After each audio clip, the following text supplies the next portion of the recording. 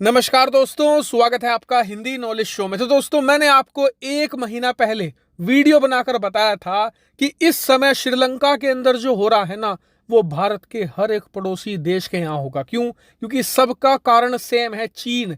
जिस भी देश ने चीन के फ्री की रेवड़ी चखी है, वो उसकी भारी कीमत तो बिल्कुल चुकाएगा। वही हो रहा है। जो तबाही श्रीलंका में शुरू हुई थी, अब वो पाकिस्तान में भी शुरू होने जा रही है। नेपाल के अंदर भी बड़ा आर्थिक संकट है। नेपाल की सरकार ने तो सैकड़ों चीजों के इंपोर्ट पर भी बैन लगा दिया है, क्योंकि सरकार के पास पैसे ही नहीं बचे इंपोर्ट के बिल चुकाने के। लेकिन अब इस तबाही ने एक ऐसे देश के यहां पर दस्तक दी है जिसकी अर्थव्यवस्था इन सभी के मुकाबले ज्यादा मजबूत मानी जाती थी। जी हां, मैं बात कर रहा हूं बांग्लादेश की।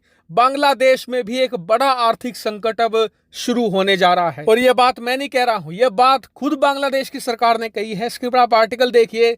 बांग्लादेश की सरकार भी पाकिस्तान की तरह अब आईएमएफ की शरण में जा पहुंची है और $4.5 अरब का लोन मांगा है, यानी करीबन 37,000 करोड़ रुपए मांगे हैं बांग्लादेश ने। और आपको बता दूं कि आईएमएफ से लोन तभी मांगा जाता है जब कोई देश गहरे संकट में फंस चुका हो, और बांग्लादेश के साथ भी कुछ ऐसा ही है। दरअसल बांग्लादेश ने ऑफिशियल तौर पर यह कहा है कि हम आईएमएफ से लोन इसलिए मांग रहे हैं क्योंकि हमें पेमेंट बैलेंसिंग करनी है। अब ये क्या है, मैं आपको आसान भाषा में समझाता हूं। देखिए, जो बांग्लादेश का फॉरेक्स रिजर्व है ना, यानी कि जो बांग्लादेश के पास डॉलर हैं, वो तेजी से खत्म हो रहे हैं और आने वाले कुछ महीनों में ऐसे ही चलता रहा तो बिल्कुल खत्म हो जाएंगे। और फिर बांग्लादेश दुनिया भर के देशों से चीजें इंपोर्ट नहीं कर पाएगा। और इसमें सबसे महत्वपूर्ण चीज है पेट्रोल और डीजल। इसके अलावा एलपीजी गैस बांग्लादेश ये सारी इंपोर्ट करता है दूसरे देशों से। इतना ही नहीं, बहुत सारे खाने पीने की चीजें बांग्लादेश में भी दूसरे देशों से खरीदी जाती हैं। और इन सभी का पेमेंट कैसे होता है? सबका पेमेंट होता है डॉलर में। लेकिन जब बांग्लादेश के पास डॉलर बचेगा ही नहीं तो ये इन सब का पेमेंट कहां से करेंगे? और जब पेमेंट नहीं करेंगे तो इन्हें डीजल, पेट्रोल, एलपीजी जैसी चीजें ही नहीं मिलेगी। और इनके यहाँ भी हालात श्रीलंका वाले ही होंगे, यानी कि पेट्रोल डीजल के लिए 1-1 किलोमीटर लंबी लाइन होगी, जिससे गुस्से में आकर लोग सड़कों पर तोड़फोड़ मचाएंगे। और इसी बात से डरकर बांग्लादेश की सरकार ने आईएमएफ के सामने पहले ही गुहार लगानी शुरू कर दी है कि जी हमें $4.5 अरब दे दीजिए, ताकि अगर भविष्य में हमारे डॉलर बिल्कुल खत्म हो जाते हैं तो हम इस लोन से अपना पेमेंट चुकाते रहेंगे, जिससे कि देश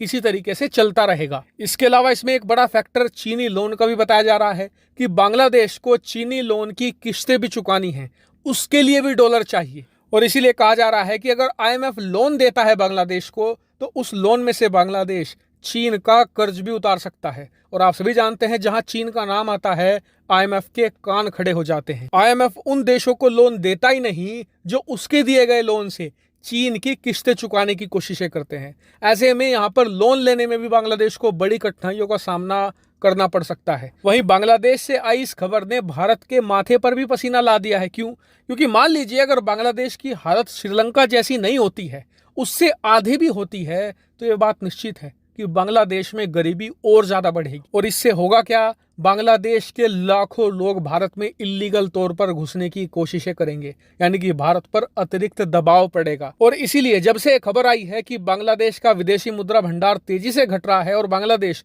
लोन लेना चाहता है, भारत बांग्लादेश की सिचुएशन पर हर संभव नजर बनाए हुए है और बहुत ही बारीकी से हर एक चीज को ऑब्जर्व किया जा रहा है। और जरूरत पड़ने पर भारत कड़े फैसले भी ले सकता है।